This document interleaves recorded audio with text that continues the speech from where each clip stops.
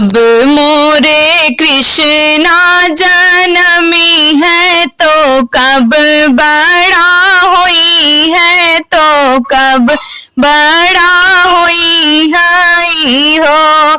सखिया कब मोरे सखिया कब के हो जई है दोहावन, तो दूध लाई आई है, तो दूध लाई आई है हो।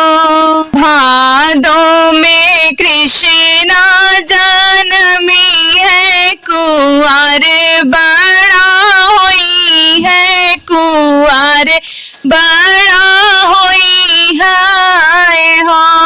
सखिया कार्तिक में जई है दोहावन, तो दूध लाई आई है, तो दूध लाई आई है हो। केथुआ के रही है कछरिया, तो केथुआ के तो पन, तो केथुआ के तो पन हो। सखिया कवने बिरिछ तर छाई है, तो दूध लाई आई है, तो दूध